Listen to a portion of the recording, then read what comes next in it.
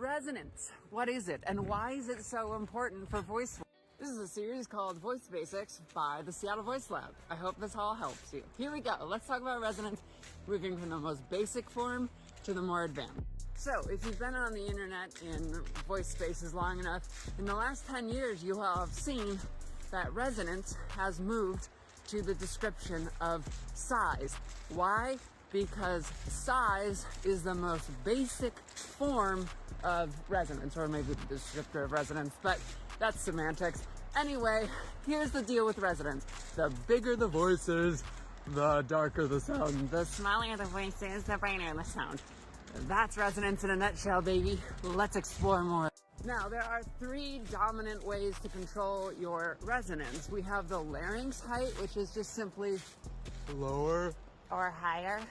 We have the oral cavity, which largely relates to the vowels, and that is in either an E kind of vowel, you're holding the E shape, or kind of like an O shape, where that tongue sits in the back or somewhere in between. And then the lips. Voice is brighter if the lips are pulled backwards. Voice is darker, the lips are pushed forwards. Okay, so for most of you, myself included in this, that's all you need. Like, seriously, that's it. Like, everything else after this gets into really specific ways that we can manipulate resonance to achieve our goals. Like, for example, the word harmonic ratio that comes up every now and then in trans voice work, that's related to a measurement. That's not something it is something you control, but it's a measurement tool. When we think about overtones, right?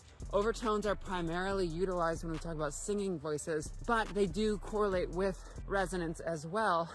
And this is where we start to get into the formants as well, because all of these things are finely tuned using your formants, which are like, I don't know, there's something like 22 or something. And as you start to move into those formant shifting, that's when you also can start looking at linguistics as a study, why accents exist, how to actually converse in different languages as well, and be understood with a proper dialect. All of this is under resonance, but again, it's so hyper specific to the individual needs and the goals of the person that really, for most people, and again, myself included into this, you really only need to understand resonance as size. It is either bigger or it is smaller, and you can adjust it more if you want. I'm Claire from Seattle Voice Lab. This is Resonance, and I'll see you in the next one. We're going to talk about vocal weight, but just don't forget that everything here responds back to breath. So if you're confused and want more understanding of resonance, start looking at breath. That's your homework. All right, bye. I'll see you soon.